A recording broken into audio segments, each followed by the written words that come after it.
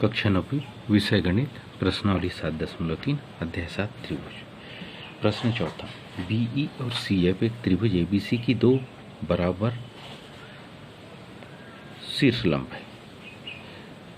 RHS right angle हाइपोटेन्स side यानी समकोण कर्ण भुजा सर्वांग समता नियम का प्रयोग करके सिद्ध कीजिए कि त्रिभुज एबीसी एक समद्विबाहु त्रिभुज है। ध्यान रखना, यहाँ आरएचएस का अर्थ है समकोण कर्ण भुजा सर्वांग समता।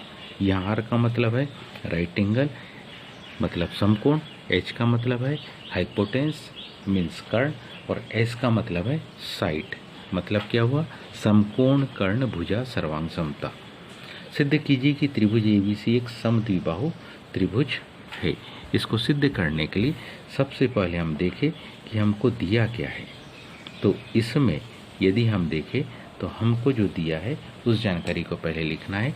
तो हमारे पास दिया है त्रिभुज एबीसी में एक शीर्षलंब है बी और दूसरा शीर्षलंब है सी ए। दो क्या दिया है शीर्षलंब,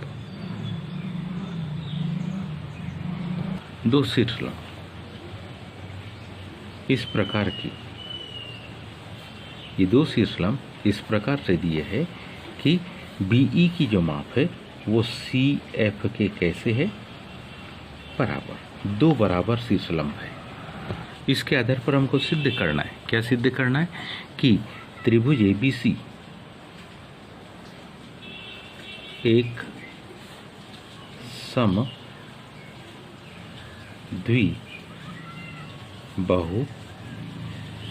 त्रिभुज है और किसके द्वारा आरएचएस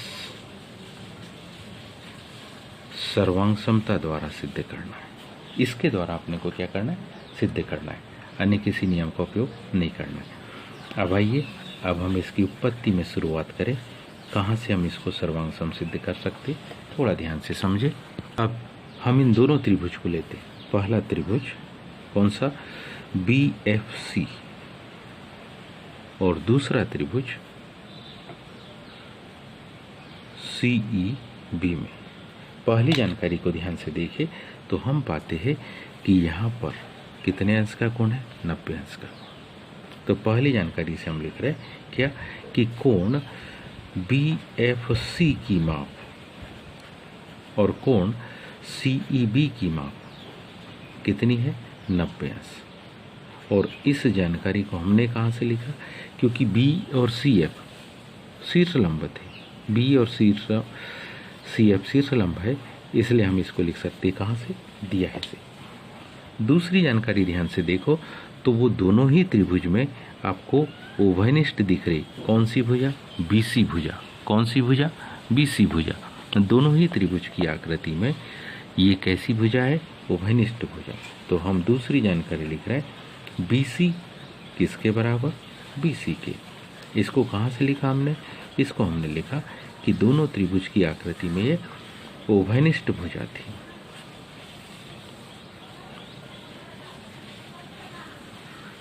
और तीसरी जानकारी को ध्यान से देखो तो दोनों त्रिभुज में हमारे पास पहले से ही एक और जानकारी दी है क्या कि बीई भुजा की माप सीएफ के कैसे है बराबर। मतलब ये वाली जो भुजा है और ये वाली जो भुजा है ये बराबर है।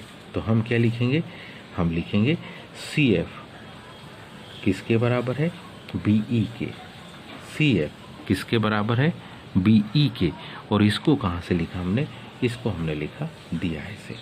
जैसे ही ये जानकारी तीनों को हम कंप्लीट करते हम लिख सकते हैं क्या कि त्रिभुज एबीसी कौन सा त्रिभुज बी एफ सी, त्रिभुज बी एफ सी क्या होगा सर्वांग सम होगा। कौन से त्रिभुज के, त्रिभुज यह है सीईबी, ठीक है, त्रिभुज किसके सीईबी के।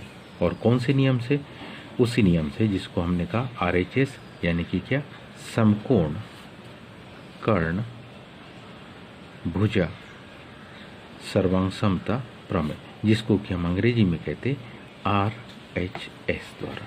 जैसे ये सर्वांग हो जाते, जैसे ही दोनों त्रिभुज क्या हो गए, सर्वांग हो गए, अतः हम सर्वांग समता के गुणधर्म से क्या लिख सकते कि FBC, कौन सा कोण, FBC कोण की माप, यानी इधर का कोण B और इधर का कोण कौन सा C, ये दोनों आपस में कैसे होंगे, बराबर। लेकिन मूल त्रिभुज में देखें तो हम FBC को यदि ABC लिखे तो मान में कोई अंतर नहीं होगा, और ECB को ACB भी लिखे तो भी मान में कोई अंतर नहीं आएगा। यहाँ किस कारण से, यहाँ नियम था सर्वांग त्रिभुजों के ये संगत अवयव थे, इसलिए बराबर है। इसका मतलब है कि कोण ABC की माप किसके बराबर है, कोण ACB के, और यदि दो कोण बराबर है तो उनकी सम्मुख भुजाएं भी कैसी होगी, बराबर होगी। इसलिए हम लिख सकते हैं क्या कि AB भुजा की माप किसके बराबर होगी, AC के, कारण समान कोणों की सम्मुख भुजा, समान कोणों की कौन सी, सम्मुख भुजाएं हैं। यही तो अपने को सिद्ध करना था। उम्मीद है आप सबको समझ में आया होगा। आज के लिए इतनी शेष का धन्यवाद।